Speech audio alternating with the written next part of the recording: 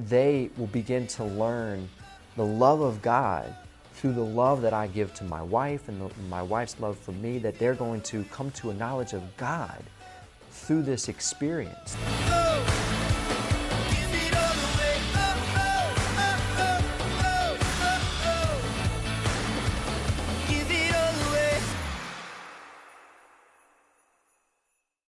A movie came out called Dan in Real Life. You ever saw it, Dan in Real Life? So it's the movie, Steve Carell.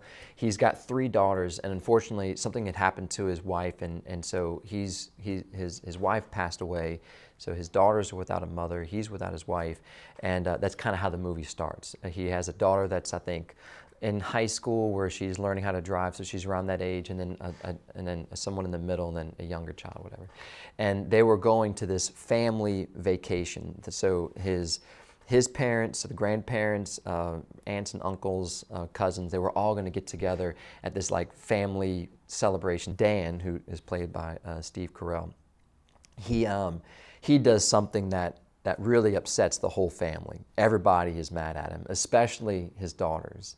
His daughters were really disappointed in him and really kind of like, you know, closed the door on him, literally, like closed the door on him and just wanted nothing to do with him. And he's kind of soaking in the kitchen kind of a thing, and his mom is there. He says to his mom, "I really messed up, didn't I?" And acknowledging like, "Yeah, you did." And then she says to him, "Well, go unhurt them." And to me, that was such a powerful sentence, that this challenge given to the father who made some mistakes, to go unhurt them. But unfortunately, in marriage and family, we're going to make mistakes. I'm going to put myself before others, which I shouldn't. I should be selfless. I'm going to put my foot in my mouth. I'm going to do something that I'm going to hurt somebody's feelings.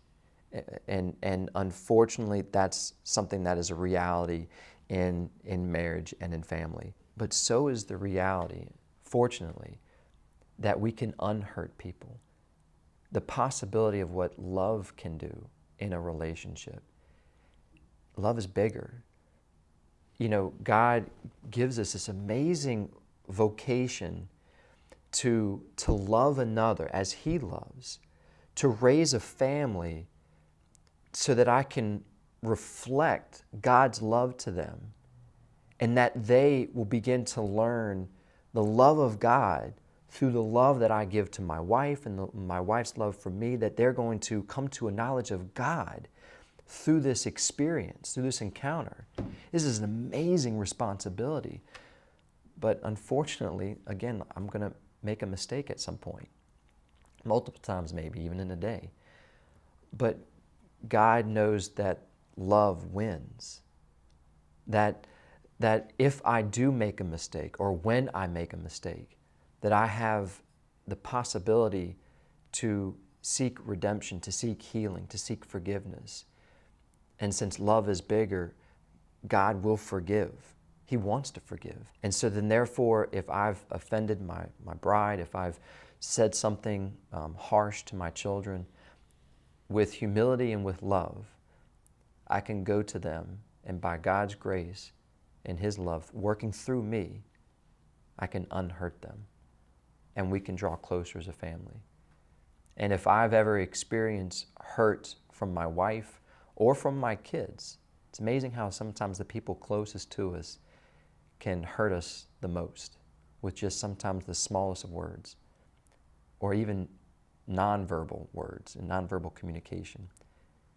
But if I allow God to work in me, then I can let my heart be healed through allowing the other, my bride or my children, allowing Christ in their love to come to me and to become healed and to become reunited.